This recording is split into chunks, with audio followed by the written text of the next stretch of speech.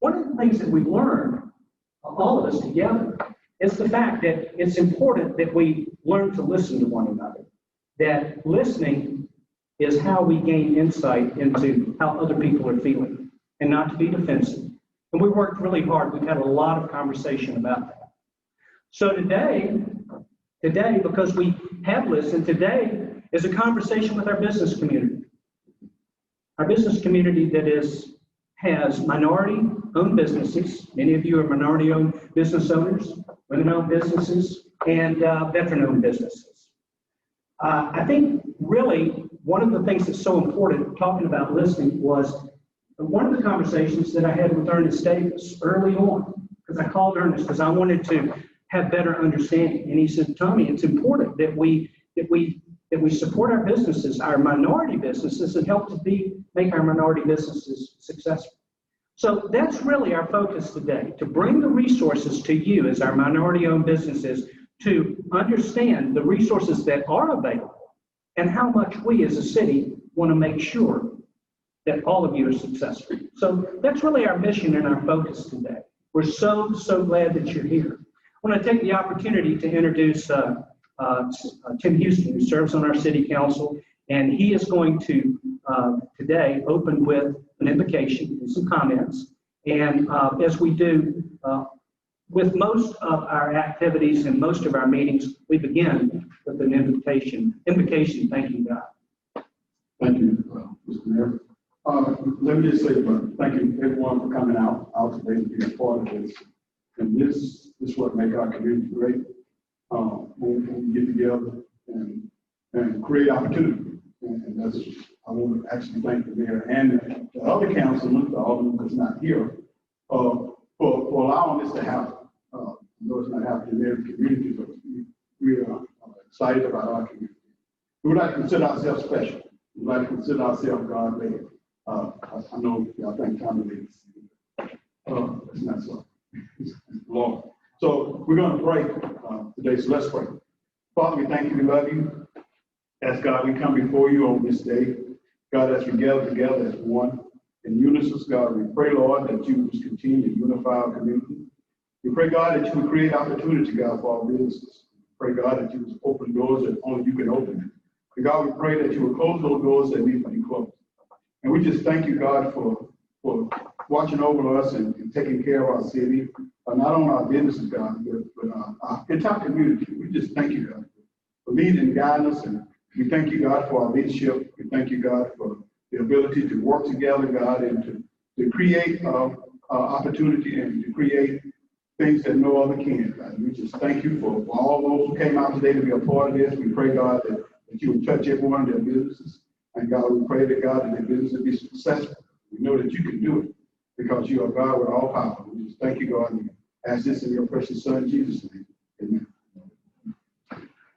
We're so blessed to have so many different business partners and community partners today. And you're going to get to meet some of our community partners. First of all, next is going to be an opportunity to meet John Loud. He is the chairman for Cobb County Chamber of Commerce this year 2020. And also, Shannon Stahl is our president for our Business Association for the year 2020. And they've come this morning taking their time to come and make some comments, some important comments that I think you're going to be blessed when you hear these comments. So Shannon and John, please come forward.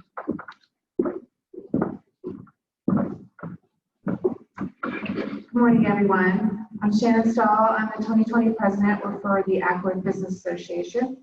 And I'm here to explain to you why you would want to be part of a business association. Basically, the association is made up by many different types of businesses in our community. And we come together with the ABA and our membership. We offer many opportunities for networking and for, getting your message out there and what your business has to offer. We do business with people we know. And so with our morning jolt, which we have twice a month, we have a live after 5, which is tonight, by the way, and where we meet in a more casual atmosphere. We have our monthly luncheons, and with our membership, we have the golf tournament, We have the Taste of Acworth and our concert series. So with that, all of these things give you an opportunity to network and also help you learn how to network. If you're like me, in the beginning, I couldn't imagine how I was going to stand up at the morning jolt and do my little elevator speech. I was terrified. And I promise you, it gets easier. And you learn from other business owners and other associates how to market your business and how to, do business with others. You have a sales team once you get to know all the other business associations. They become your sales team. And with Acworth, we're partner together to make your business great, and we want everyone to succeed. So, and with that, with our membership, we're able to, with the money that we have in our membership packages, we can do all these events as well as give back to our community. We have many school programs and nonprofits and other community events that we give to, and because of our members, we're able to do so. So if you have any other questions, I think I'll be here at the end and you can ask them. Wonderful. Thank you. Can you share with everybody how affordable it is to become a member of the Acworth Business Association? Yes. So the basic membership is only $90, and that gets you into all the events for the entire year. The luncheon is a discounted amount. So if you come to the luncheons, we're helping pay for the food that we offer at those events. And there's other packages and there's sponsorship opportunities. So many affordable amounts that you can, for small businesses to large businesses. I love what a great example of here. She was talking about how nerve-wracking it is at the Jolt. And now she's president of the Acworth, and she's standing up talking to the community and online and all. So I'm still nervous. Well, my name is John Loud. I'm president of Loud Security Systems, and I'm one of those local businesses that started out in Powder Springs back in 1995. So celebrating our 25 years this year. But my connection to what we're talking about here is I was one of those that could finally afford $85 to become a member of a business association. And the thing that I love about that investment is, we're familiar with things like PowerCore BNI, which are all about leads. You've got Kiwanis and Lions Club and Rotary, which are all about civic give, which is remarkable organizations. But the thing about an Acworth Business Association, it's about leads and giving. Remember, that money that comes into the association is really about going back to the community, whether it's the schools or not-for-profits or so many different ways. But the relationship that you build amongst other business owners, you get to enrich your business and help others along the way. For me, starting with Loud, I adopted the community, they adopted me back, and here we are now 25 years later with 60 plus employees, 11,000 customers, and being involved with both ABA, Kennesaw, the Chamber. I have the honor and delight of being able to serve as the COB Chamber's chairman for 2020 and also be for 2021. And what I'd like to invite you to understand about your Chamber of Commerce, which is COB, is something that represents not all just of COB, but all the 6 cities and all the businesses around. And we changed our logo last year. So I've got a pin on here that kind of resembles what our logo, what our chamber is all about. And it's a letter C, okay, that's got an opening at the end, like you think about a letter C. But for us, that's an opening of a seat at the table. Just like today's discussion, there's a seat at the table, whether it's here in the room or it's virtually. We want to invite you to be part of that dialogue for us to be able to help cultivate your business, whether it's in leadership, whether you want to get involved in the education system, further higher education, whether it's military, honorary commanders. We have 400 plus events throughout the course of the year. And as you've got a $90 entry fee here, this year as chairman, as a small business guy, I said we need to lower the cost so that we welcome more businesses to get the opportunity to be the information that the chamber has. So with that, we lowered that down. If somebody has 3 employees or less, you're talking about a $250 investment. And the relationships to engage you, welcome you, and get you connected is tremendous there. So I hope there's a good example this year, which Mayor Allinger and I talked about earlier. The COB Chamber realized the suffering that's going on during COVID and the pandemic. So with our county commissioners, they received $132 million this year of stimulus money through the CARES Act. And we were able to work with them to give us $50 million. Now that $50 million was all about giving it out to small businesses. And I'll give you some of the numbers. We helped a little over 3,600 businesses throughout COB. In the city of Acworth alone, the businesses, we gave out a little over $1.5 million to just businesses just in Cobb. District 1 was another $8+ million. So when you deal with District 1 for Cobb County and the city, that's over $10 million that came right into our businesses to help our employees, whether it's retaining the employees, it's marketing. These are examples of how you've got that not only the city, your business associations, the best asset you've got standing here between the group of us, our businesses have challenges. We've got relationships between all of us that we want to help you navigate through those challenges. And in most cases, there's not even a cost factor. Because for our chamber and for Acworth, you don't even have to be a member. She is going to help connect you once you identify those challenges for us to be able to help you grow, survive, or navigate through what we're dealing with today. But I thank each one of you guys for taking the time to come to today's conversation. And I'd love to welcome you as a guest anytime to get involved with our chamber, whether it's diversity and inclusion team or whether it's the small business aspect. There are multitudes of workforce development committees, transportation initiatives. Any way that that's kind of a passion for you, please reach out to me, and I'd be happy to be honored to have you as a guest and get you involved with us. But with that, I'd like to turn it back over to Mayor Tommy Allen again, and we'll move on with our program. Thank you. Thank you. Thank you, John, and thank you, Shannon. You know, thinking about today and kind of this season, this pandemic season that we're in, I think the key operative word for all of us, as well as business owners, as well as city government team, has been adaptation. How do you adapt, and how do you keep your effectiveness? How do you communicate? And so, as part of our adaptation this morning, we are reaching out to some of our partners at Kennesaw State University. Actually, it's the University of Georgia Small Business Center that's located at Kennesaw State University. And so we have accessed them this morning. We've got two good friends, partners that are going to be making a presentation to you this morning. And it's a great example of being able to adapt to the circumstances that we're in today and be able to share resources through this adaptation process. I want to take the opportunity to introduce to you Carolina, Ramon, and also Lloyd Atkins. They are specifically with the minority business part of the Small Business Center there at Kennesaw State University. So this time I'm going to turn this over to Carolina and to Lloyd, and we'll come back to you here in just a few minutes. Thank you, Mayor. I want to make sure that everyone can hear me. So James, is the video and the microphone well? Can you hear me well? Yes. Okay, so good morning, everyone. Thank you to the City of Acworth. We are very excited to be part of this event. Especially, we are here to share resources, educational resources for minority business owners, underserved markets such as women and veterans. As Mayor said, my name is Carolina Ramon, and I'm the director for the University of Georgia Small Business Development Center and the Office of Minority Business Development, or the Minority Business Division.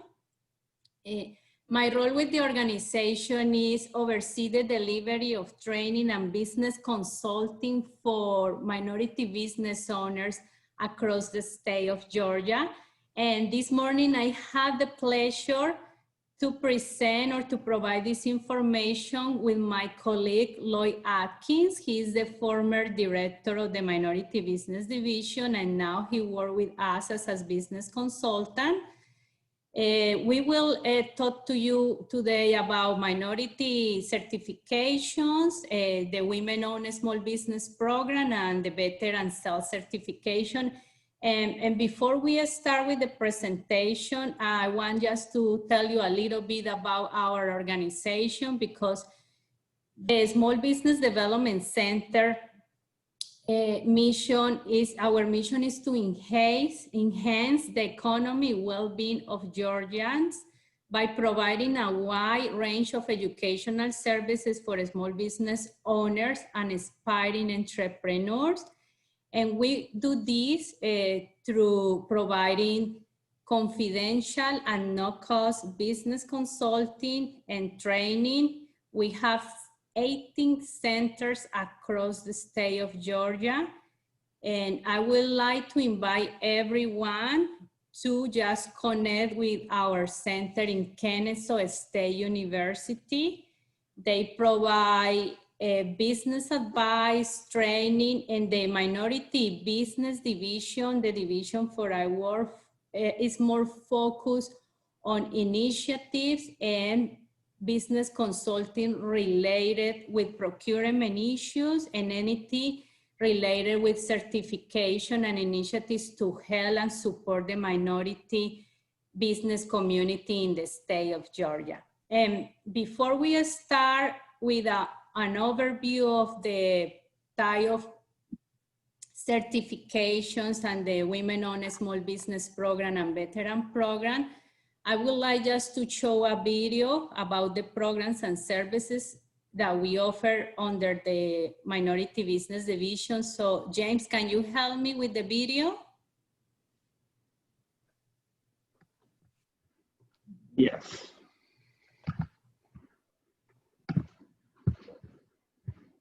Vision is a special initiative of the University of Georgia Small Business Development Center. The division was created to provide special attention to the needs of minority entrepreneurs by identifying procurement opportunities, locating sources of capital, and supporting outreach efforts for people of color and underserved markets around the state. The Minority Business Division programs that focus on the three most critical areas for minority businesses: procurement opportunities, growth strategies, and financing.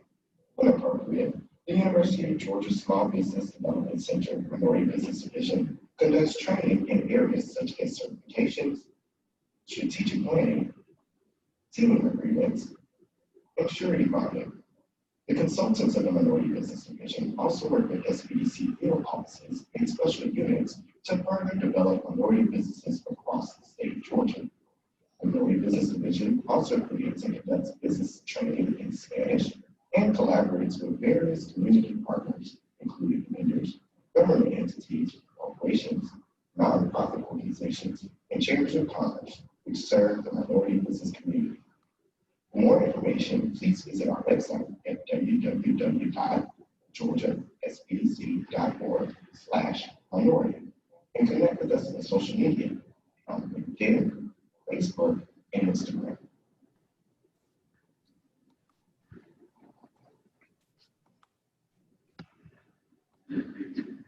Thank you, James.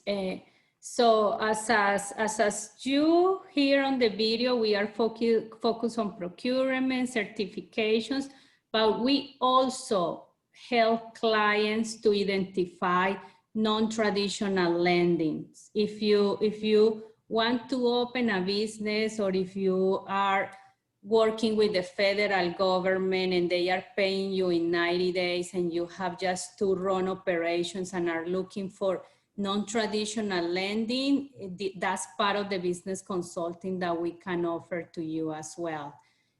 And right now, let's start with just give me 1 second, with part of the presentation and the educational and information that we have for you this morning. So if you are a small business owner, a minority business owner, one of the things that you have to keep in mind is that there are programs available to compete in different arenas. So if you want just to conduct business with other businesses or conduct businesses with the government, it's important that you certify as a minority business owner. And I will present the type of certifications or designations that are available for a small business owner. So before you start completing an application or before you start a certification process, I would like to suggest that you conduct market research. Why? Because you have to identify who are going to be your potential competitors. Once you identify your competitors, you can decide if you need to certify as AA, women-owned small business, or HubZone to compete in the federal government. So the market research will help you to establish where to compete and how to compete. So before I start with the description of the women-owned small business, it's important that you know that you can compete in federal government under these designations, and my colleague Lloyd Atkin is going to speak about this in a minute.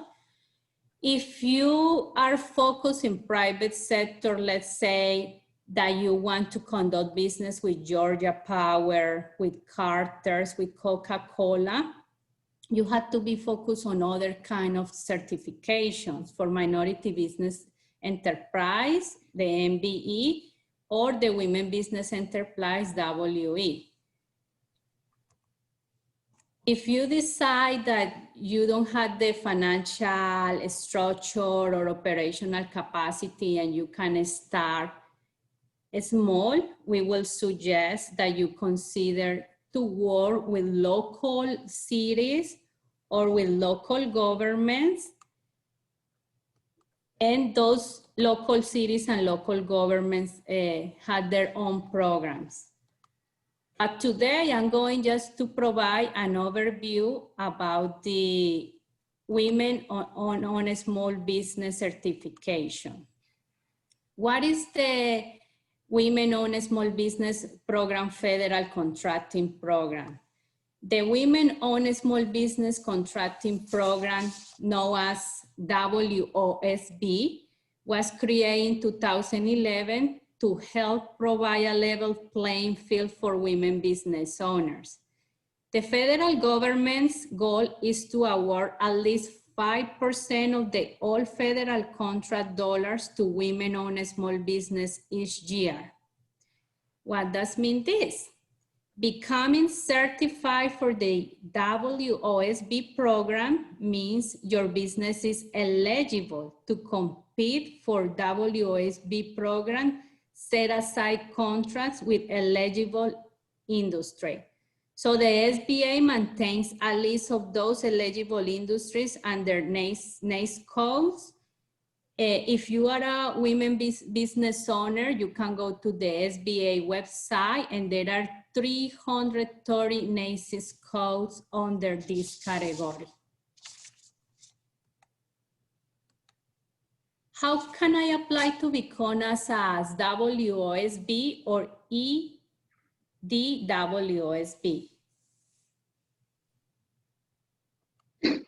If you want to apply for this particular designation with SBA, I will suggest that before you start the registration process, you register with SAM, you have to have a DUNS numbers, and once you have complete with these two things, you will be ready just to go to www.certify.sba.gov. You need to create an account with them. You have to create a password and username. And once you have an account, you will be able to complete all the forms and upload all the supporting documentation. And I'm going to speak about eligibility and criteria in a minute. But you have to go to certify.sba.gov. Today we are covering two kinds of certifications in 30 minutes, and probably we won't have enough time to cover everything, but I would like to invite you to go to the sba.gov/federal-contracting, and they have multiple information, videos, articles, so you can learn more about that. And just keep in mind that part of the services that we provide is the business consulting. So you can just contact us, make an appointment, and we can help you with market research, strategic planning, growth strategy, or understand all the certifications available for small business owners. How does the SBA define a women-owned small business and economically disadvantaged women-owned small businesses? The SBA defines a women owned small business, WSB, as a small business that is at least 51 unconditional and directly owned by one or more women who are USA citizens. The women business owner must manage the day-to-day operation of the business. This means that when the SBA conduct the interview after you submit all the process, they have to make sure that you are the person that is running the business. There was a lot of fraud in 2011 and 2012 when the program started. So the SBA is very, very careful about reviewing and making sure that when they are providing a contract to a women-owned small business, that they really run the business. In addition to the day-to-day management of the business, the women business owner is expected to have the responsibility of making all strategies decisions for the firm. The woman owner is expected to have and must be able to provide documentation supporting her positions and duties with the firm. This means that you have to have a title that represents those strategy decisions, and you have to have a salary that basically support that statement. When they review your application, part of the process is you have to submit a payroll and information regarding key employees and members. So the SBA is gonna make sure that you have the title and right compensation to support that you own and control your business. That is basically everything under the WSB. To be EDWSB eligible, you have to meet all the WSB requirements, the information that I just present to you. And additionally, a woman is expected economically disadvantaged tax if she has personal net worth of less than $750,000. Her adjusted gross income average over the last 3 years cannot or doesn't not exceed $350,000. And the fair market value of all her assets, including primary residence, and the value of the business concern does not exceed $6 million. If your net worth is more than $750,000, that means that you are not a disadvantaged business, okay? Let me go to the next one. When you plan to be certified as a WSB, you can do it by yourself through the SBA and no cost, or you can use a third party. What is a third party certifier? A third party certifier is a federal agency, a state government, or a natural certifying entity approved by the SBA to provide certification of WSB or EWSB. Currently, the WSB program is a self-certification program with an option to use a third party. If you use a third party, you have to pay for the services of the third party to complete your application. If you do it by yourself, you don't have to pay for that. SBA is not charging for the certification. The SBA will post a list of approved third-party certifiers at www.sb.gov/WSB. However, here you can see the parties the SBA has currently authorized the following organizations as third-party certifiers. These are the 4 organizations that you can contact if you don't want to do it by yourself. Please keep in mind that we can provide all the information regarding eligibility and requirements, and we can walk you through the process. But if you want just to do it through a third party, you can contact the Women's Chamber of Commerce, National Association of Women Business Owners, Women's Business Enterprise National Council, or the Hispanic Chamber of Commerce of El Paso, Texas. The information that I just present to you or that I cover is related with the WOSB, Women Owned Small Business. Please keep in mind that this is a certification through SBA, and it will help you if you want to compete with the federal government. If you want to just conduct business with any federal government, we will suggest to work or to apply for the WSB.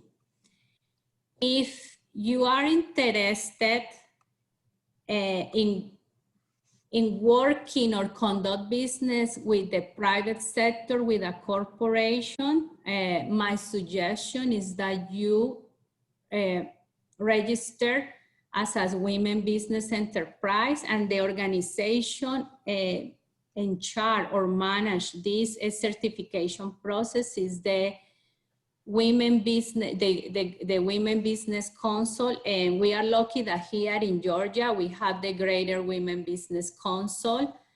You can go to this website, gwbc.org/certification, and the eligibility and criteria is basically the same information that I shared with you previously regarding WSB.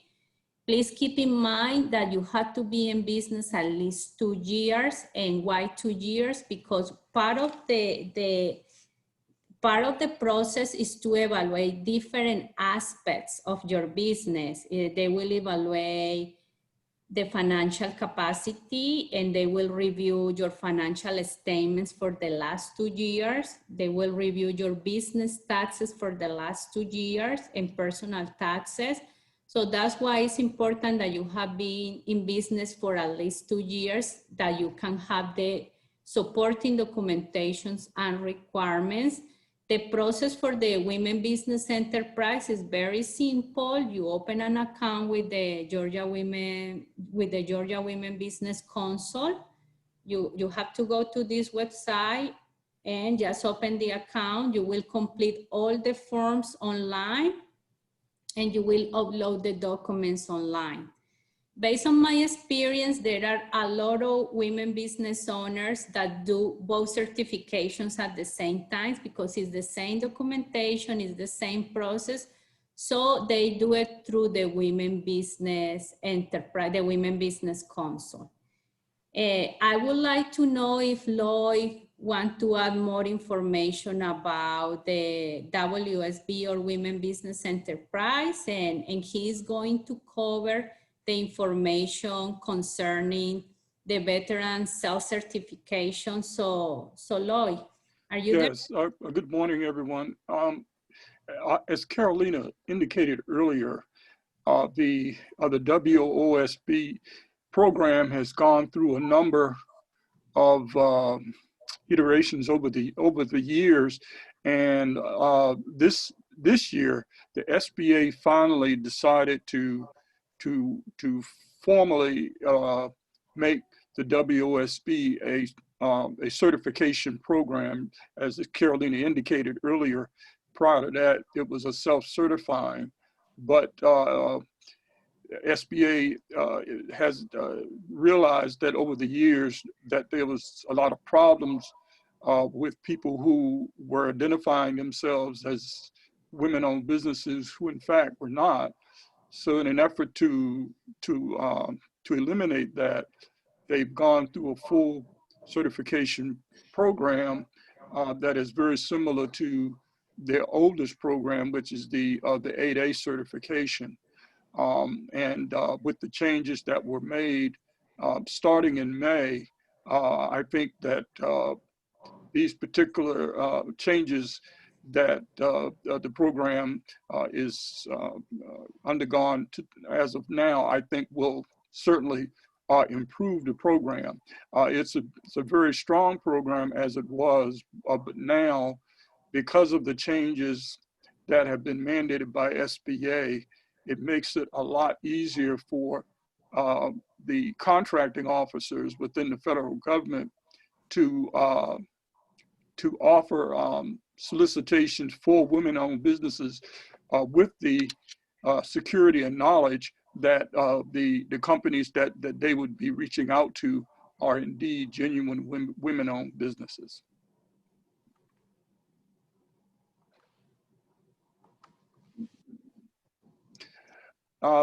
SBA with veteran-owned businesses, let me say a little bit about certifications in general. Certifications are merely marketing tools, and what we like to recommend to our clients at the SBDC is that you want to have a strong marketing strategy before you decide which certification would be the best for your business. And the reason that you would want to look at the marketing strategy, you would want to determine if at this point in time in the development and growth of your business, whether or not these will be the best tools for you at this time, number one. Number two, has your business developed to the stage where the infrastructure and capacity of the business will allow you to be successful once you do get the certifications? And that would apply to all of those that Carolina showed earlier. Because it's been my experience when I was with the SBDC before I retired, people would go be in business less than a year or just a year, and they would say, well, you know, I want to get my certification. Then they would go through the process of getting it, and then they would say, well, now what? Well, in order to avoid the question of now what, that's where the marketing strategy comes in, to be able to identify specifically who you're going to target. And once you've identified that and the marketing strategy has narrowed your focus, and you determine that a specific certification is the best tool and you pursue it, then you go off from there. But I wanted to add that to the comments that Carolina added earlier, because there's a lot of misconception and misunderstanding about certifications. And I always like to tell our clients, it's a certification itself is really no difference that if you decided to get a hunting license or a fishing license from the state of Georgia. Certainly they will give you the permission to hunt and fish, but they certainly don't guarantee that you're going to catch any fish or to bag any type of game. So the same applies to the certifications. Carolina, yes, okay. So for those of you who may be veterans, and especially since we had Veterans Day yesterday, and certainly I want to congratulate and to thank all of those who are veterans and who served the country, and we want to thank you for your service. But the service disabled veteran-owned small business eligible. And the thing that you might have noticed as Carolina was going through the WOSB and some of the other certifications, that the 51% there is going to be the key percentage. In other words, to qualify for a service disabled veteran-owned small business, it has to be 51% owned by one or more service disabled veterans. And that one of those veterans must manage the business on a day-to-day basis, making all of the strategic and long-term decisions, hire and fire, and must be the highest compensated. And eligible veterans, of course, must have a service connected disability. And of course, the thing the thing that's interesting about that, of course, is that only the Department of Defense and Veteran Affairs can determine the level of disability for each service-disabled veteran-owned small business. When the veteran-owned small business and the service-disabled veteran-owned small business certification hit the market several years ago, it was initially self-certifying. But as with the woman-owned program, the SBA found out that there were a lot of people who were pursuing and securing disability status without really being, in some cases, even being veterans. But SBA, along with the Department of Veterans Affairs, decided to compromise, and now the program is entirely run by a division of Department of Veterans Affairs, and they are the ones who administer the program, and they are the ones who actually do the certification valuation, which is very easy for them because there's two things that they're going to look at. They're going to look at the DD 214, which probably the easiest way to describe it would be your military service resume, you know, in terms of when you actually entered active service, all of the assignments that you've had, and if you have been to a combat zone and you were wounded or whatever the case may be, or the disability resulted from hostile action, then the VA will establish, and the Department of Defense will establish what the percentage of disability is. And so that's one of the, I think, in my view, one of the best aspects of it is that the VA is the one that certifies, you know, all of the businesses that are certified as SDVOSB. But it's a great program. As Carolina indicated, with the women-owned business, the federal government has a goal of setting aside 5% of its procurement dollars for service-disabled, veteran-owned small businesses. So those of you who feel that you may qualify, I strongly recommend that you go to that website that was just put up, I think, and see what you can do. But here again, you want to be able to determine that your business at this stage is positioned so that you can take maximum advantage of the certification. Because again, it makes no sense to have the certification and you really don't have the infrastructure where you could, what the federal government always likes to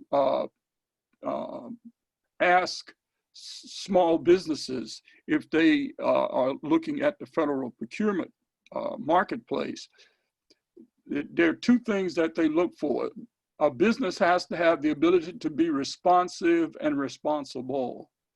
And in order to be responsive, in other words, you meet the minimum qualifications to respond to a solicitation. And the second part of that is being responsible. In other words, you have the infrastructure, you have the human and financial and the technical capital to be able to successfully perform on a contract. Because the way the federal government works is that they will sign a contract with you and they expect you to perform. There's no upfront advance money or anything like that. In other words, you have to have that infrastructure to be able to begin performing under the terms of that contract from the first day that you are tasked to start it. But the service-disabled veteran-owned small business is a great program, and those of you who feel that you may qualify, I strongly recommend that you consider applying for it. If your marketing strategy determines that you've been able to determine from your marketing strategy that this is going to be the best tool for your business at this time.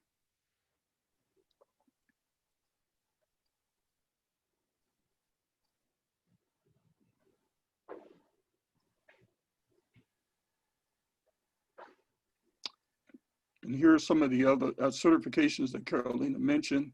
And as you can see, the Service Disabled Veteran-Owned Small Business is listed in those.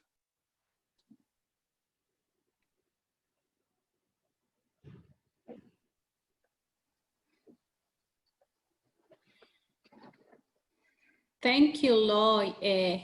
We only have 30 minutes, and I hope that Lloyd and I were able to cover all the information. We will stay here, and it seems that we are having a session for questions at 9:40 or 9:20. And James, I don't know, do you want me to answer the questions now or later?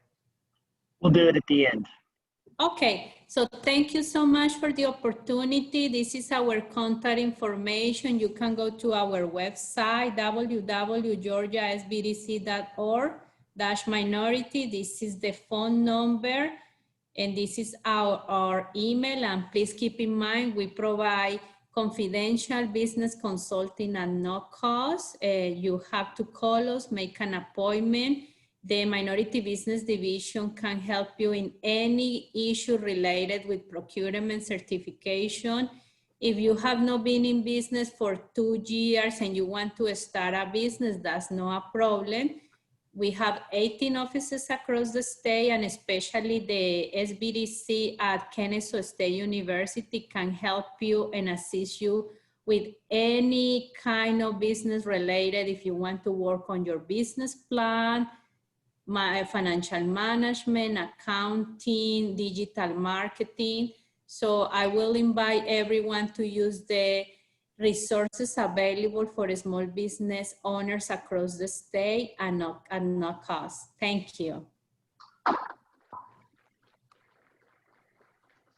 Thank you, Carolina and Lloyd. Thank you so much. I know that this is some really, really great informative information. And thank you for remaining online with us, because I know folks are going to have some questions here for you in just a minute.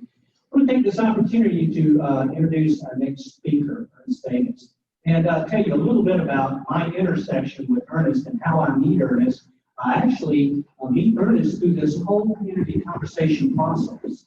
And I had the opportunity to meet with Earnest, sit down with him, and he really opened the door to me that was so important. It really opens a door that brings all of us here to this intersection today and brings us together today. And you're going to get an opportunity to find out exactly how my intersection with Earnest creates this intersection for you today. As we were early on having discussions, community conversations about the whole issues that were surrounding this swirling around in many communities throughout America about prejudices and racial injustice, we began to meet in this community. We began these conversations to reach out and to give folks a voice in our community. I met Earnest, and I had the opportunity to sit down with Earnest, and I said, Earnest, through the conversation, I said, tell me what it is. Tell me what it is that minorities need and want from their community leaders. And he says, well, Tony, it's really simple. He says, minorities, African Americans, Hispanics, women, veterans, all of the minority parts of our population, the business owners, they want to feel like that they have an equal opportunity to access resources. And I said, well, that's a pretty simple thing. I think we're doing that. And he says, well, you may be doing that, and you may have a heart as a community to do that, but does your community really know that that's what you're doing? Are you really providing resources to help the minority businesses in your community to be successful? And I thought to myself, the manifestation of being able to do that is to have a conversation and to do exactly what we're doing here this morning. So Ernest, I want to thank you for making a difference in the direction of all of our conversations. You have been an important part of our conversation of being able to help our businesses to be successful in our community. You're really going to be blessed. If you haven't met Ernest, you're going to be blessed. He specializes in working with small businesses, and he does a phenomenal job. And I know what he's going to be talking about this morning. He's going to be talking about branding your business. And I'm just so blessed and so glad that you're here with us this morning. I just want to tell you I love you and I appreciate you and the impact you've had in my life. Come on down.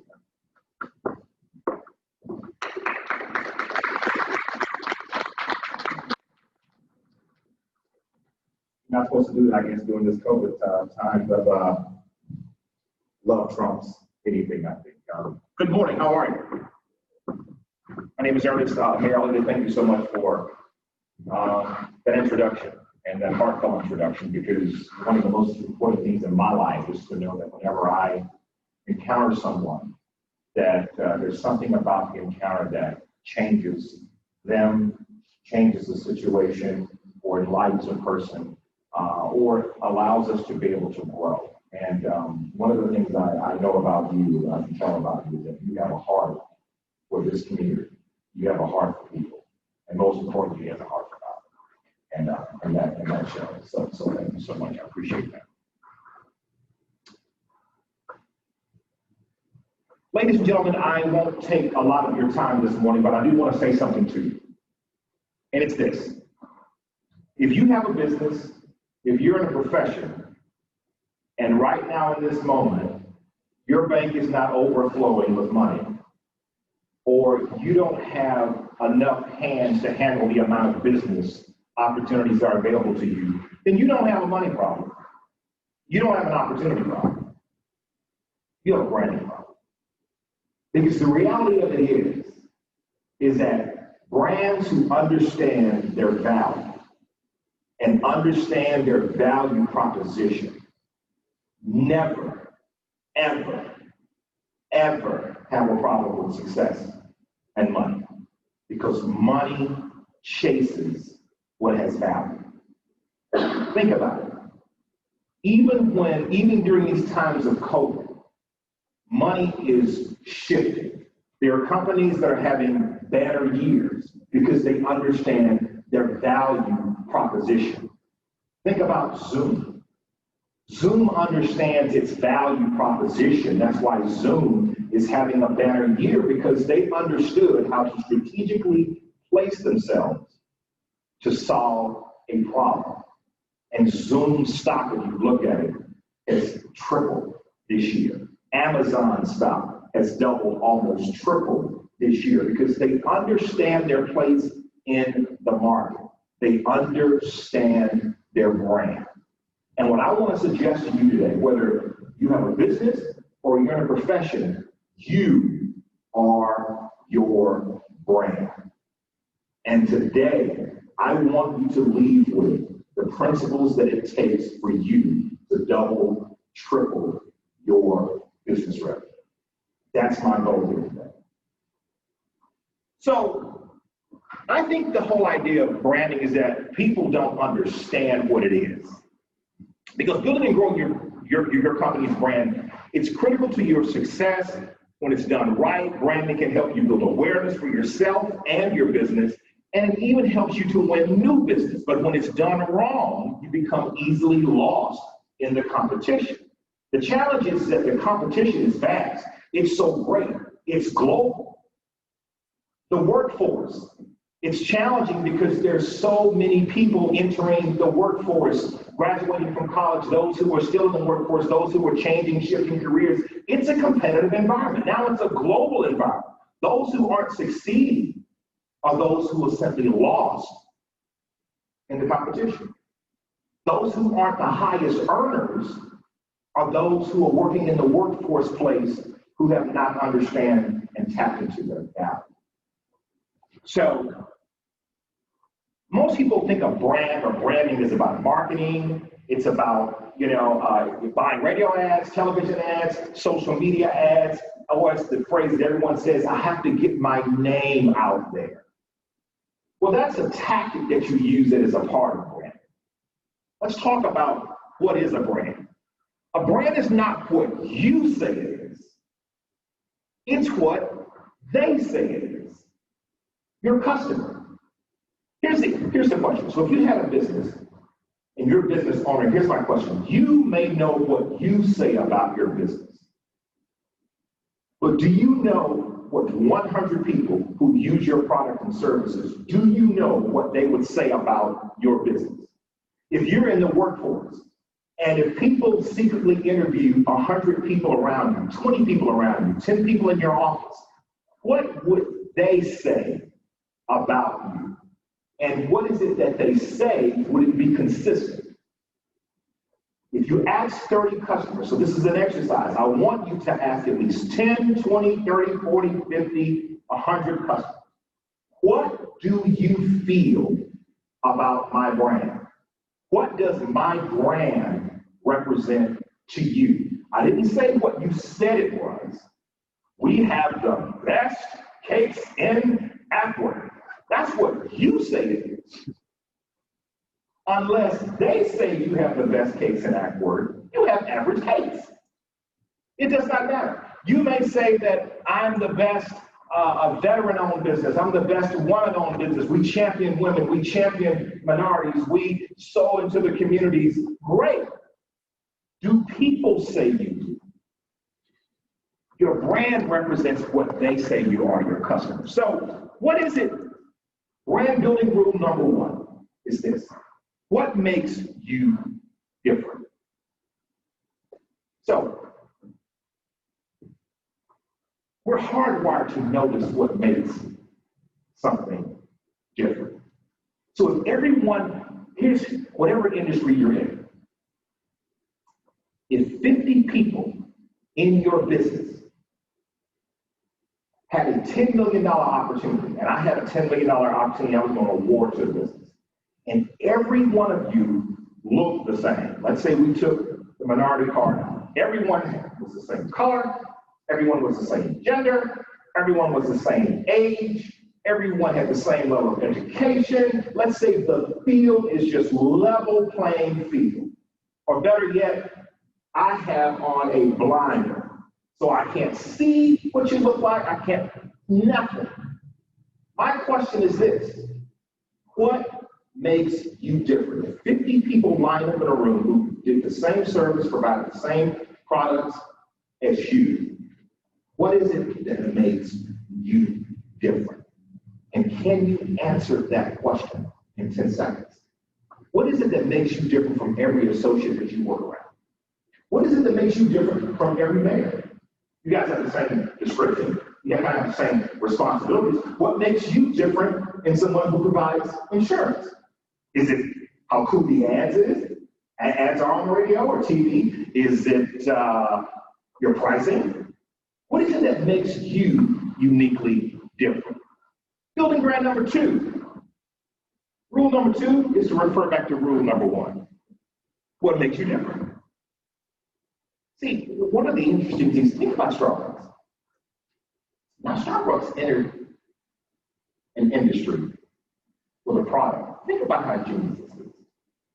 They sell a product that every restaurant, every convenience store, every grocery store, and every household already has. Coffee. And not only did they enter the marketplace selling coffee, they sold it for 5 times as much as most people pay for coffee. People line up. They can't wait to spend $5, $6, $7 for that latte, mate, mocha, chocolate light, slid, shaken, softly stirred with a little bit of caramel on the top, hold the whip this time, and a little bit of caramel sprinkled on it. Because they knew that they were not in the coffee business. They were in the experience. People love Starbucks because they bring something very unique and different as it relates to coffee than any other establishment that sells coffee. They understood what makes them different. So I want to ask you a question, 5 questions to help you build your brand identity. And even if you don't own a business, I want you to ask yourself these questions, because if you're in the workforce, You need to be able to answer these questions. The answers to these questions is what determines your next pay raise, what determines your next customer, what determines your next doubling your business. This is what determines you from adding a zero to your bank account. If you can answer these 5 questions, then you will own it. What does your brand stand for in the eyes of those who use it? Again, I said, ask the customers, ask the people around you, what do you represent? What does your brand represent in their eyes, not your eyes? Don't ask your friends. Your friends love you. Your friends probably won't even buy your products because they expect to get them from you for free or a discount or, it's like, your family. Your family doesn't pay for stuff. They get a hookup. We're family, right? And family, they lie to you. They tell you what you want to hear because they love you. Friends tell you, oh, I love it. Girl, I love your cakes. They're so wonderful. How many are you going to buy? I'm dieting. I would buy 10 if I wasn't dieting. But you're holding a mocha choco frappe latte that's about 1,000 calories. Yeah, but so why aren't you buying more cakes? If you love my cakes and you love cakes and I sell cakes, why aren't you buying cakes? That's a very real, that's a legitimate question. If I have an alarm company, right, and I have an alarm company, and you don't have my alarm company, what? Legitimate reason, right, y'all? Legitimate question. So the question then becomes, if I'm in the alarm business and you need an alarm, in fact, I drive by and I see a different sign in your yard, and I'm in the alarm business, what is it that I need to address about my brand or me to get you to change your alarm? Because until you figure that out, that's the gateway for you being able to exponentially grow your business. Because what happens in business is this: once you solve a business problem with one person, you generally solve it for exponentially 10, 100, or 1,000. Because humans tend to behave the same. Humans tend to like the same. That's why humans are brand loyalists. They generally follow crowds. They generally, once they find a brand, they stick with it. So if I solve the problem that gets you to say yes to me, then I probably have solved the problem to get 10 people in here just like you to say yes to me. Right? 2, what is the thing that you can boldly say that others around you can't? What is it that you can say about you that nobody else in the room can say that about themselves? Think about that. If you're in the workplace and you work around people and you all have the same job description, what is it about you that you can boldly say about you that everyone else can't say about themselves? Because there will never, ever be another you. And if you don't know who you are in the eyes of those who need what you have, then you are lost in the competition. What competitive advantage do you have to separate you from the rest of the pack? When I've been in the marketing business, I knew one of the things that would separate me from others in the pack. There's 2 things. My ability to understand people. Because if you understand people first, then you can sell them anything. If you understand one of 2 things, what they want or the problem that they have, and if you understand why they have that problem or have that need, have that desire, then you can market to them. I was one of the few marketing professionals who understood research. I lived, breathed, and ate research. What do people want? Why do they want it? Why do they do this? Why do they not do this? If they could change anything about what it is they're buying, what would it be? What's their problem? Why do they have this problem? Before I even think about the product, I want to know about the person. And then the second thing you can do that can separate yourself, even as a minority business owner or a veteran-owned business or women-owned business, what is it that you uniquely understand maybe about your race? Can you give companies an edge? See, I was able to walk into McDonald's and say something because I did my research and I knew everyone that I was presenting to in the room, I had something that they didn't have in that situation. And I leveraged it, which was being an African American. I walked in the room and I said, you guys are marketing geniuses and you've done fantastic with your brand. But there's one thing that you don't understand and that I understand much better than you. They said, what's that? I said, how African Americans think. Because I'm an African American. You will never understand any better than how Black people think than I do. Because I live it. You don't live it. You can study this, but I live it. So, and I married that, and it wasn't just I played the Black card. It wasn't that at all. It wasn't, hey, I'm a minority. Now that, duh, they probably do that when I walk in the room.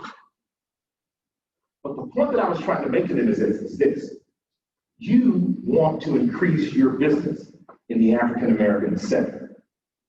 And in order to do that, it's helpful when you understand the behaviors, the desires, wants, and needs of the segment that you're targeting. And it's important that you understand what your brand means to them and how they use it, because African Americans tend to use your brand very differently and for different motivations than the general consumer market. I also understand that there's a higher propensity of growing your numbers with African Americans because the frequency in which African Americans use your brand is much greater than the general consumer market, because there's an economic value proposition. Single moms, I knew that African Americans had a high percentage of single moms in the household because I did the research. And single parent homes, those moms tend to have more than one job. So if a mom has more than one job and she has children, that means she's called a pressure cooker mom, which means she's under pressure to deliver what she needs to deliver as a mom and hold it down. So that mom has to go to a fast food restaurant more often than a general market mom, or someone who's a two-parent household, or someone who's a two-income earning household. So when you gain an African-American customer, you are, even though we're in the minority, we will spend much more money with you. So the value of one African-American consumer is equal to the value of 3 non-African-American consumers. Drop the mic hit the floor. They didn't even know that. And so we never thought about our brand that way. All we thought was that we're getting a lot of business from African Americans, so why do we need to spend money with African Americans? Because we're already over-indexing with the African Americans. I mean, we don't have a problem with African Americans. They already come to our business, so we felt like we needed to just chase other market segments. I said, no, we chase those who are loyal to your brand.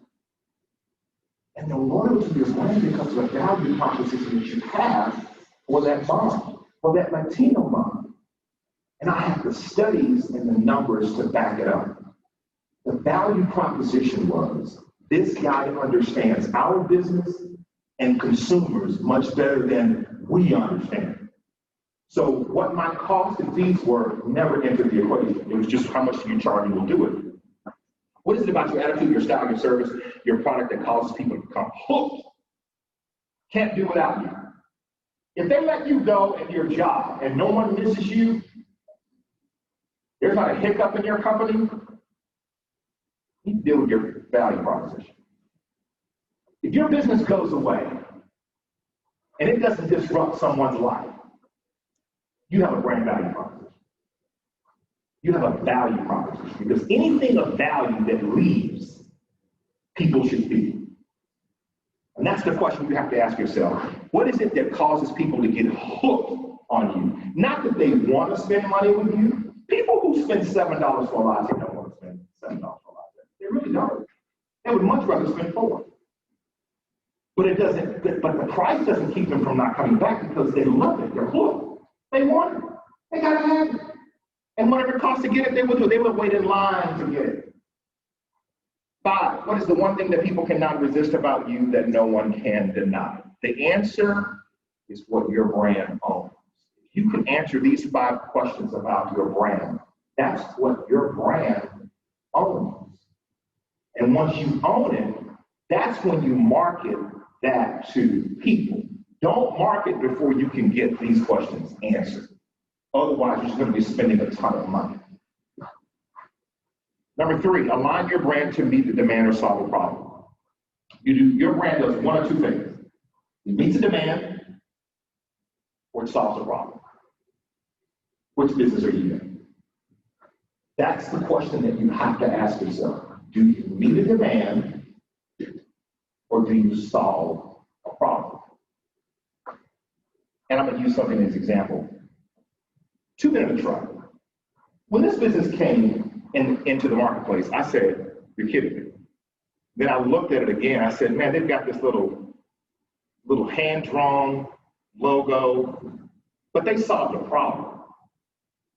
And they easily solved it. How many people have said, man, I don't need a moving company. If I just could find a couple of people with a truck, because I don't have a house to move. I don't want to call a moving company. I'm not moving. My grandma wants this refrigerator, and I have an extra refrigerator because I updated it, and now it's Wi-Fi, and I need to get this refrigerator over to my grandma. I don't need a moving company. If I just could find somebody with a truck, I'd be fine. So 2 men in a truck solved the problem.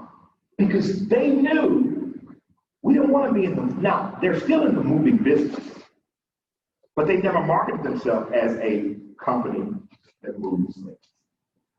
They market themselves as solving needs. People are always wanting 2 men in a truck. Because the concept there is that if I just get 2 men in a truck, I'll save money. A moving company is going to charge me about $75 an hour. It's going to cost me several $100s to get there. I don't want to spend that much money. I need 2 men in a truck. How about 2 men in a truck? How much do you charge? We charge about $70 for the first hour. Really, what a great value. That's exactly what I'm looking for. 2 men in a truck at $70. That's about what every other moving company charges. But then you get in the moving company business. Building a brand number 4, stay focused. The focus test, 15 seconds. Who in your business wants to answer this in 15 seconds? Who are you, what do you do, and why does it matter? I'll do. Entrepreneur in the room. Who are you, what do you do, why does it matter? 15 seconds, go. Hey, we're Charlie's Angels Movers. We are the premier residential mover in the state of Georgia. Whether you're moving across the state, across the country, we're here to facilitate the move. Why does it matter? Because the real estate market is booming right now. Everybody needs to move and relocate their homes and reach for the up. Good. Who are you? What do you do? Why does it matter? I'm Whittington with Christian School. We are a dyslexia school, and we're here to serve students who are underserved in other schools. Very good. Anyone else? Yes, sir. Morning, I'm Jim Miller. I'm a payments professional for 25 years. I unraveled the madness of payment processing for all merchants. Time to get paid, it's not cash. Fantastic. When it's time to get, say that again, when it's time to get paid. And it's not cash, I can help. Fantastic. I like that. Now, I want to go back to your business. Please stand once again. I want to hear you. Say that again. I heard something. Who are you? What do you do? What does it matter? Say that again. Okay. We are a school that focuses on dyslexia, and we're here to serve kids who are underserved in other schools. You're here to serve kids who are underserved in other schools. Now, can I use you as an example? Huge opportunity. She said who she was, and your what to do was what? Again? We are a dyslexia school. Okay, okay, and you do what again? We serve kids who are underserved. Okay, that's what she does. That's where you stop. Okay. Why does it matter? Why does it matter? Because children who are not being served are not developing their education potential. problem with kids falling into the gaps where trying to condense it instead of frozen food. It matters because these children are not getting served in traditional schools. Good. Now, I want to use her business as an opportunity to give an example. Why does it matter? Your parent who has a child who's studying from this place, your number one role as a parent is to give them the best education. And you've got one opportunity to get it right. Many schools are there. I'm your opportunity to make sure that your child's education matters because you love your child, you want the best for them. We're a school that can provide the best for them. We matter to your child. Because they matter to you, they matter to you. And I'm going to ensure to treat them with the same level of importance and attention as you do. That's why we matter. Your matter is, what is it that matters most to that prospect? And you have to see, most people, give me your name again, I want to thank you again. What's your name again? Kim. Kim did excellent. The reason why I loved her business, because she is filling this void. There is a huge need, and education is paramount to success. But oftentimes what so many businesses do is that they're clear on sometimes who they are. They can tell you what they do. But why does it matter oftentimes becomes difficult to describe because we're conditioned to start thinking about all these things that we do and provide. And we continue with the, here's what I do, here's what I provide, here's what I do, here's what I provide. John, you don't provide security. You keep families safe. You're the person, you're the difference between in the middle of the night when someone's driving around, they're potentially looking at a place to breach or break in. They know that my brand is loud and it represents the fact that if you touch this house within seconds, minutes, someone's gonna roll up, load it down and ask you, why are you here? So I protect you when you're asleep. That's why it matters. When your son or your daughter is lying in their bed, and it's the difference between minutes in terms of whether they are safe, you want to make sure when someone breaches your property, that the response time is fast and someone is looking out for you when you can. That's the value. That's why it matters. Seconds count in an emergency. If your statement doesn't explicitly give its intended audience value, it's just dead on arrival. For example, so many businesses say this. Over 20 years in providing quality business consulting. Right? That's about you. That's what you do. You've been in business for 20 years. What does that even mean? Like if I'm looking for a consultant, what does that statement do for me? Okay, it says to me that you've been doing it a long time. That could be a good or bad thing. You could be dating. And quality, well, what's quality? But say if I'm looking to grow my business, that's why I'm hiring a consultant, right? Because I want to grow my business.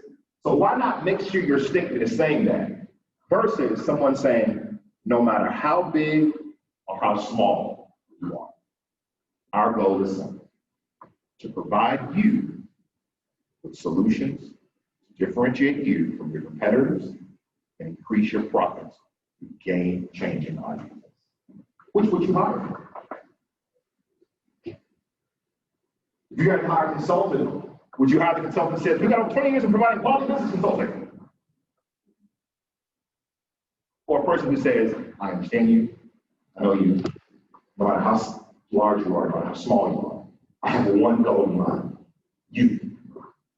Solutions. Differentiate you, because you know you need some differentiation. And I want to increase your profits.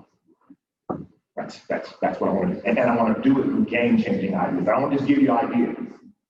I want game-changing ideas for you. Who would you hire? Number one, number two. Because see, number two understands what they do for their prospect. One understands who they are and what they've been doing. Two understand there's small people and big businesses who need to understand that I'm there for them. And they understand I need to provide solutions. They understand that people want to make more money. So if I know that's what people want, why not make sure my brand represents what it is that people want? Number 5, know thy customer. Behaviors, desires, attitudes. Why? You should take a moment to ask your customers. You should spend some time with them. That's why focus groups oftentimes are so valuable. Because what focus groups allow is an unbiased moderator. Because I conduct focus groups oftentimes, and as an unbiased moderator, I will sit in a room and I will ask people about their brands that they use, why they use it, what is it that makes them who they are, what is it that they want more than anything else in life. In other words, I start out the sessions not about the brand that we're talking about, but again about them. The question is this: do you understand the behaviors, desires, and attitudes of your customers? Do you know what they want? You know why they want it? Do you know what the biggest challenge is in their life? I'll give you an example. I launched didn't know anything about the hair or spa business, but I launched 20 years ago, I launched a salon and spa. And I was on the radio at the time. I was radio announcer here at Bureau 3. And one of the things I noticed was that Atlanta had a salon on every corner. I said, women will spend money on their hair and not feed their children. I said, that's horrible. A woman will go get a weed and go to McDonald's and get a burger. I'm like, amazing. This is an interesting value proposition for the hair industry. And then I saw women get their nails done. They would spend all this money. They would get massages. And I said, but people have to run from one side of town to get their hair done and then go to the other side of town to get their nails done. I said, why don't someone build a 2-in-1 brand where half of the business is a spa and the other half of the business is a salon? Because women are crunched on time. Women don't want to wait. I would say, why do women go to the salon and wait 2 hours to spend their money? Why do you even show up 2 hours before if you know your stylist is going to get you 2 hours? So my appointment is 4, why not go at 5:30? But women would wait for hours. And I said, if someone could simply solve these 2 problems, give women a place to go and get everything done at once, and to provide a service where they did not have to wait. Because women who value their time will spend any amount of money to get the service done. A professional woman who knew that time was money, if her appointment was at 4 and she was in the chair at 4:05, because she knew she had to go get her kids, she had to go do all these other things, she would spend 20 to 30% more for her hair. Because I knew women who had demands on their life, time was their greatest challenge. We launched that business on that convenience to solve that business problem. And women said, I don't care how much it costs.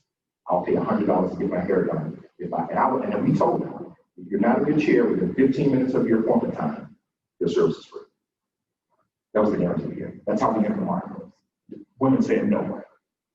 Because every woman knew they wanted to get their hair done. That value proposition of understanding the gap, the needs, the behaviors, and the desires is what helped someone like me who knew nothing about hair and knew nothing about the spa business. I didn't have to. I just need to understand what the problem was and then go and find best-in-class people to be able to provide the service.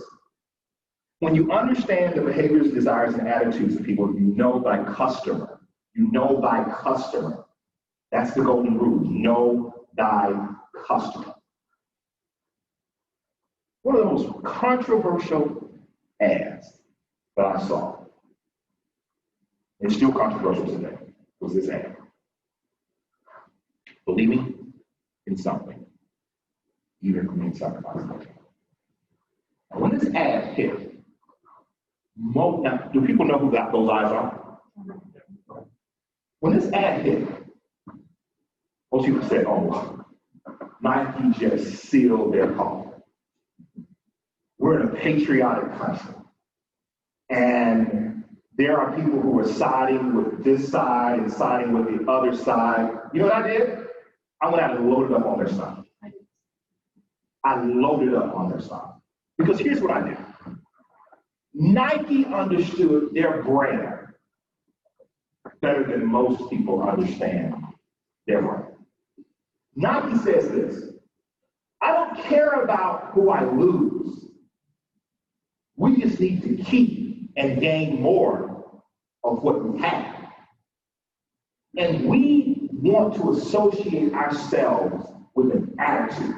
See, Nike didn't do this ad about whether you kneel or not, or whether the fact that they were on the side of what, Kaepernick were necessarily saying and doing, but they knew that they wanted to represent and seize the moment of it. They wanted to be able to communicate to people attitude. And they know their attitude is this.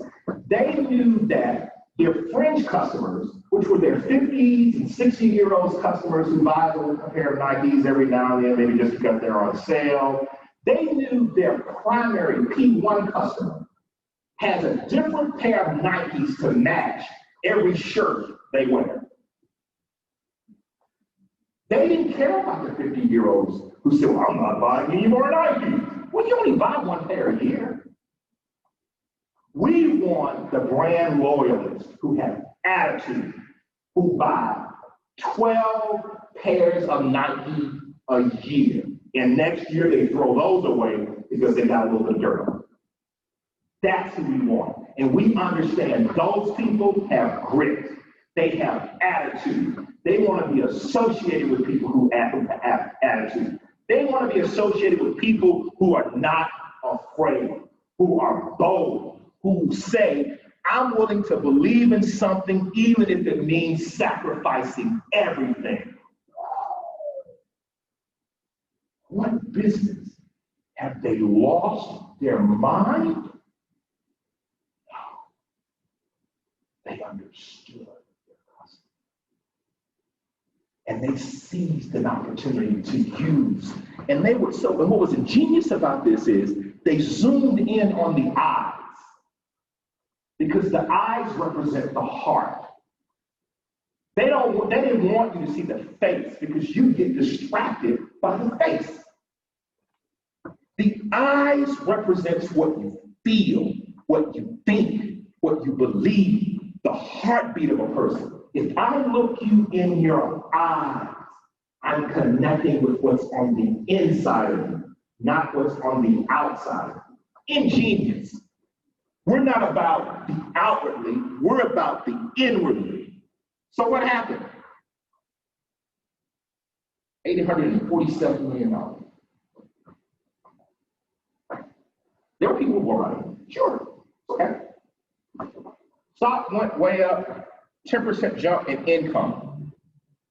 After that, almost $1 billion more after that ad. Ladies and gentlemen, I want to ask you, what do you believe in? What does your brand believe in? What do you believe in? And is what you believe in big enough that you're willing to sacrifice everything for it? When brands do price increases, they understand that people are going to complain. They understand they're going to lose some customers. But they understand that if that increase can help to create more value for their core customer, they grow. Who is your core customer? What do you believe in? Does your customer believe in some of the same things you believe in? Most importantly, do they know what you believe? Minority, veteran, one-owned business, doesn't matter. When people attach themselves to what you believe in, when you uniquely serve someone in a way that no one else is serving, you can associate yourself in a way that others are too afraid to associate themselves. You don't have to get everyone, just people who believe in you and will follow you and will stand up. That's how you build. Thank you.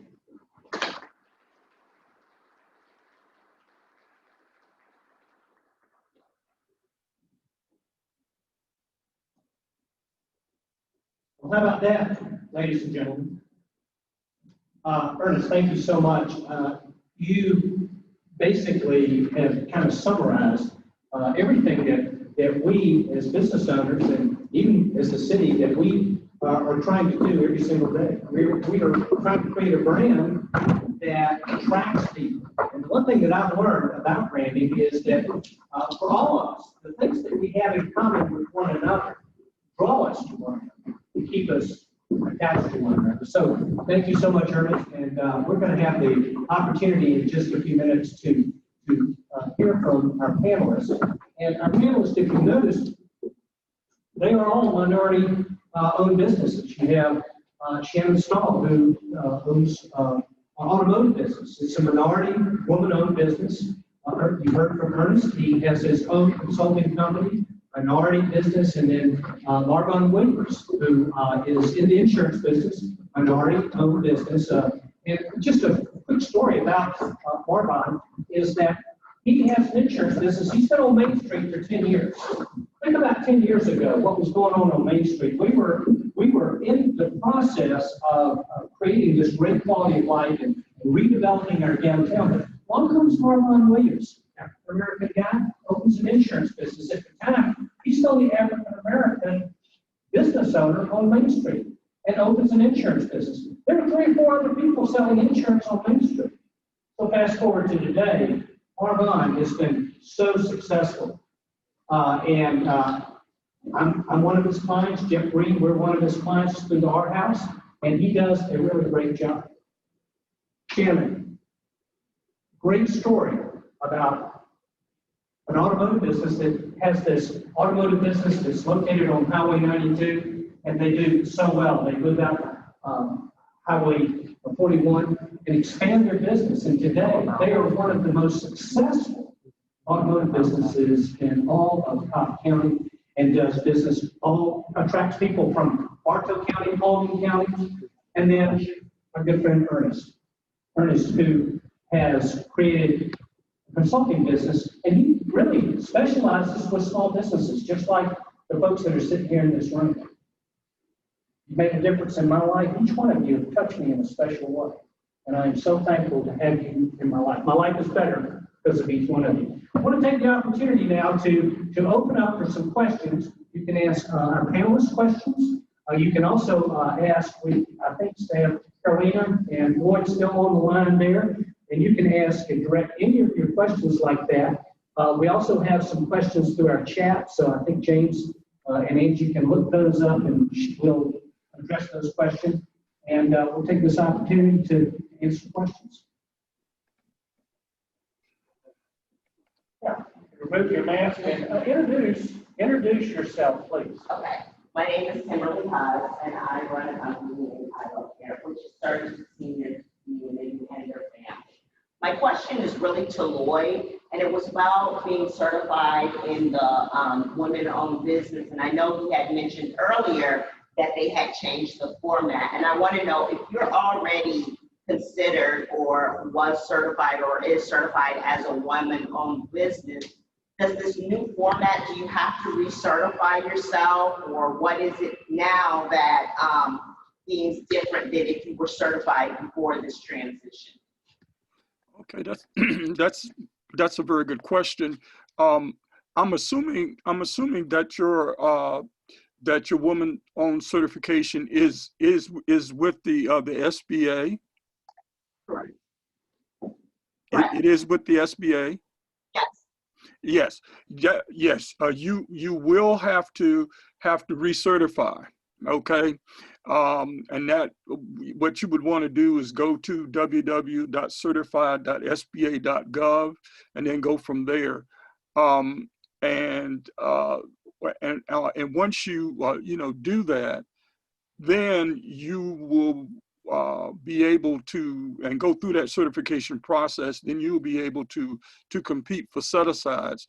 What SBA has stipulated as they changed the program is that they allowed people to go in and they can self-certify just with their SAM registration.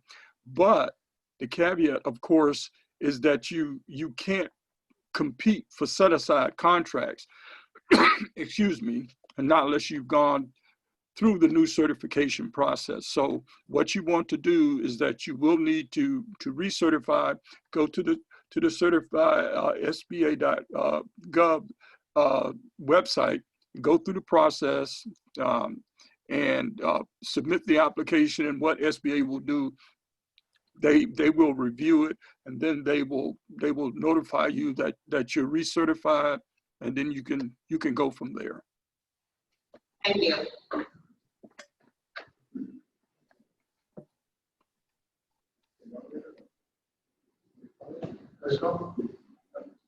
Hi, Ernest. I love everything you said, like everybody here. They say if you listen to your business, it will tell you where it wants to go. Yep. Obviously, we have to be intentional. You talked about some businesses, both they believe meet a demand and solve a problem. Do you find more value on one side of that line as we build as we share our brand? I find the value, it's real simple. I find the value in who's willing to pay more.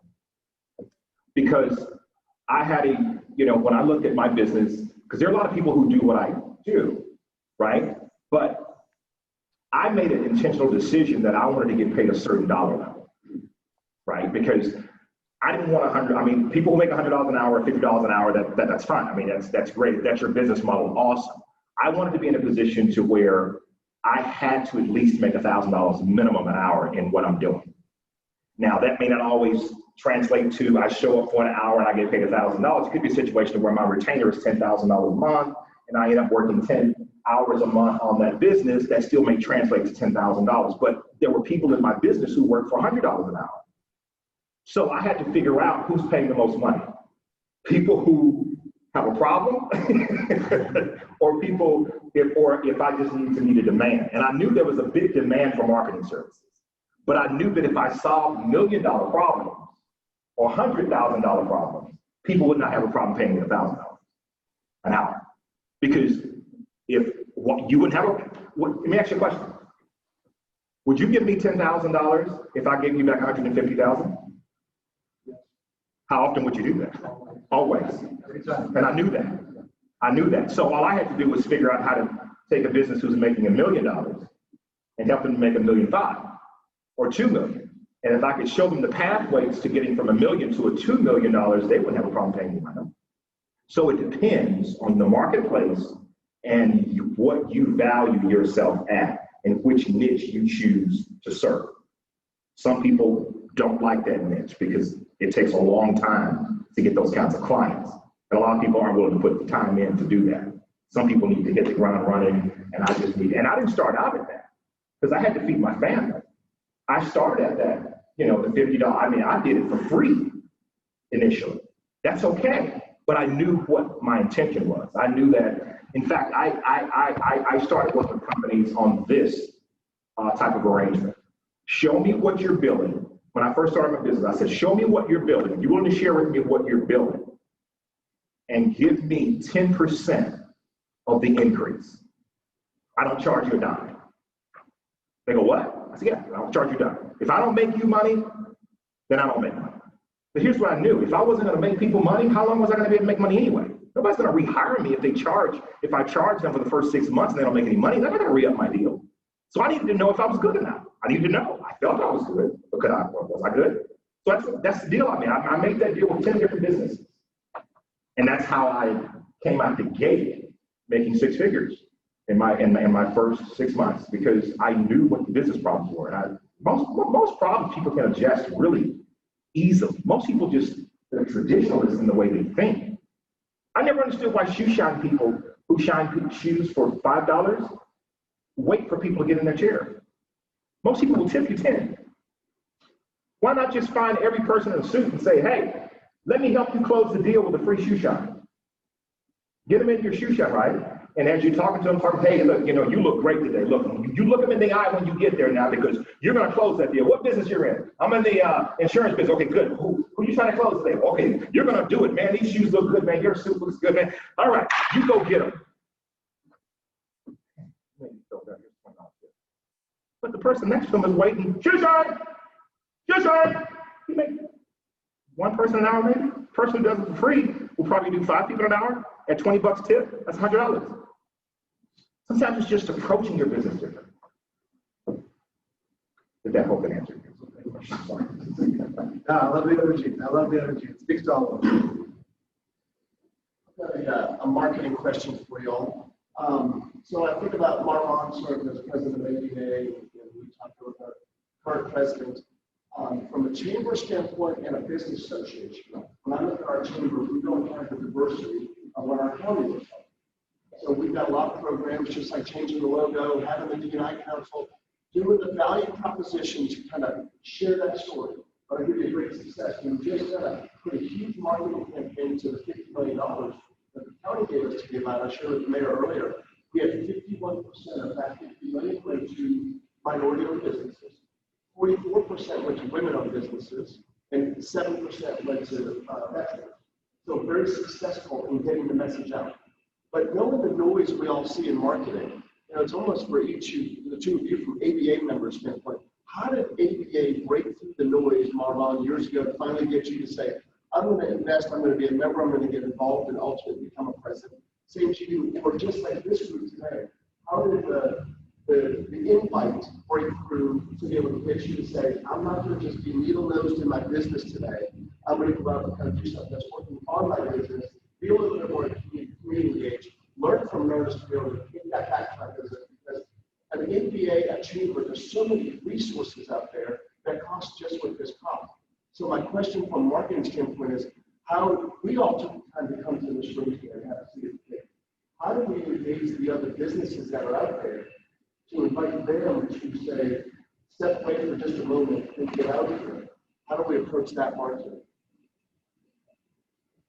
Hey, John. I knew when I first started 10 years ago in Acworth, I was actually on Barrett Parkway prior to that, but I knew that I needed to build relationships. And so Acworth Business Association was one way to do that. I knew that, as Shannon said earlier, they know, like, and trust you and make business with you. And so I knew it was important to get involved. So I was actually on the board with the KBA as well. So I knew the importance of actually building relationships and developing strategic partners.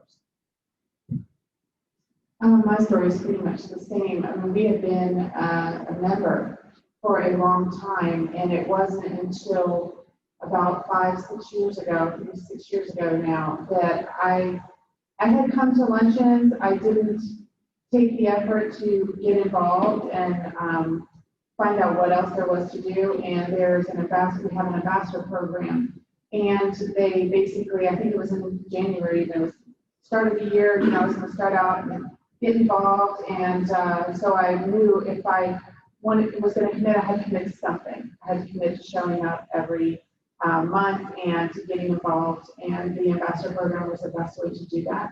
And you pretty much, once you start to meet everybody and they get to know you, the business, what comes back to your business, it just happens organically. I mean, you don't have to work so hard at it. People get to know you and they get to trust you and respect you and learn more about your business.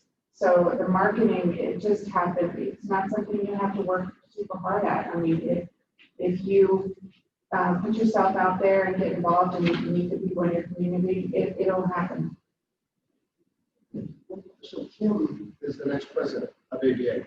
So when she starts to build into 21, it's like, where do you go to the marketplace to get more of that diversity to say, give ABA a shot and welcome them to that meeting? Because, as members are inviting members, Ernest, have you got a thought of how do you guide Kim to say, as ABA builds next year, how do you have more of a proper reflection of all of the diverse businesses to actually enhance, to give ABA that shot? Yeah.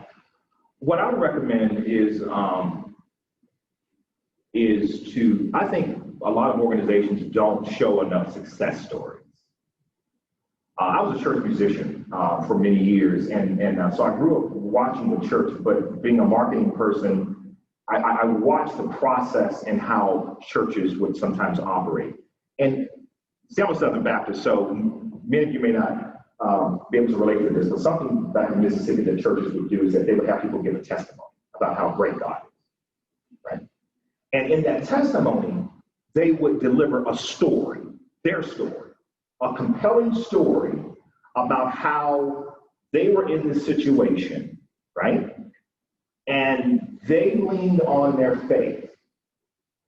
And their faith allowed them to lean on a stronger power, which produced this type of result in their life. Oftentimes, that would make people establish a relationship that the minister had been trying to get people to do Sunday after Sunday after Sunday after Sunday after Sunday. And the minister's like, wait a minute, you've been coming here for years, and today you decided. And they said it was that person's story.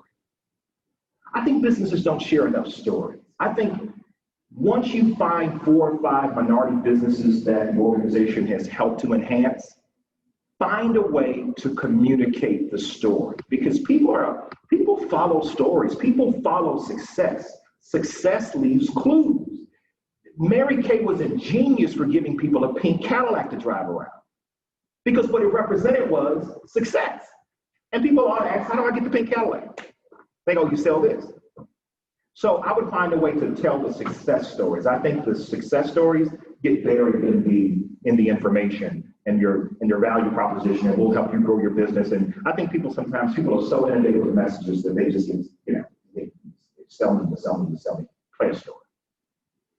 I actually completely agree with that. I think that they look at successful businesses, but they look at this person who's, driving whatever kind of car or traveling or whatever they're doing, but they don't see 10 years ago, 20 years ago, working 100 hours a week, working, all night long, what they had to put into to get there, scrimping, cutting coupons, whatever they had to do to make their business successful. Nobody sees that part of the work. They only, they judge the end part of the work. I would agree with that as well. Charlie influencers. One of the things when I started the business 7 years ago, somebody in marketing, I knew a little bit about marketing from college or whatever, but I wasn't a guru, right? So when I made the decision of writing my story on my website, marketing gurus said, Charlie, it's too long, it's too much, nobody's going to read it. And I can't tell you how many calls and how many deals we closed when clients call and say, how'd you hear about us? Oh, I Googled you, then I went to your website and read your story, and that's why I'm here today, that's why I'm calling. So it matters a big deal. Okay. I agree. I think it's still really nice, and I'm here today based on and I think Greg Joe and social media and marketing right the actual voice of that testimony of Congress marketing and conversation. His testimony voice where today, and I think later we can have this platform. It's not just the marketing, social media, it's getting out in the community and talking.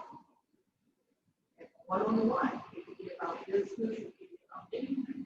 Just that conversation really led to come here and launch business. We want to respect everybody's time, and so we're coming up on the 10 o'clock point. I'm just reminded, Ernest, that each one of us, we all have a story. We all have a story. I know many of your stories here. You share those stories with me. I know many of you, I've taken the time, Hannah and Kim, and to sit down with you and hear your story. Stories are compelling. People love to hear stories, especially the fact of how you come to Main Street 10 years ago and where you are today. That's a very compelling story. The person, the man or woman that stands up shares their testimony about how God has changed their life and Jesus has changed their life. That's compelling when you can see and experience that in somebody else's life. So, aren't you glad you came to dinner? Yeah, let's give everybody a good hand. The conversation will continue. This is an important part of our community. And making sure that this city and our leaders in our city, like Tim Houston said as we started this morning, he says, we're different. This is a special place. We're different. You know, because we have been blessed by God to have all of you be business owners in our community, but also we've given God the credit for all of our successes. So to kind of encapsulate and kind of finalize our branding in our city, it's always been about creating quality of life, creating and building quality of life, having a vision to create quality of life. Because in doing so, we've been able to attract families and people and businesses to come and invest in our community. So that has been something that's so important. It's real simple. We understand that. Thank you for reminding us this morning of basically what our mission is and how important that mission is, and being able to tell our story. God bless each one of you. We will be letting each one of you know as we move forward when the next conversation is going to be. If you would like any information, certainly Ernest would be available after this. I saw many of you taking pictures of the different slides and things. I'm sure that Ernest would be happy to share with you the information that he's had. And take the opportunity to somebody that you've met here this morning, ask somebody to have coffee.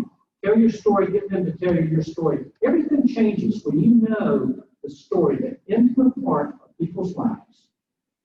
Everything changes. God bless you all. Thanks for coming this morning. Thank you all for being here. And Carolina and Lloyd, thank you so much for being with us this morning virtually. And God bless you all. Thanks.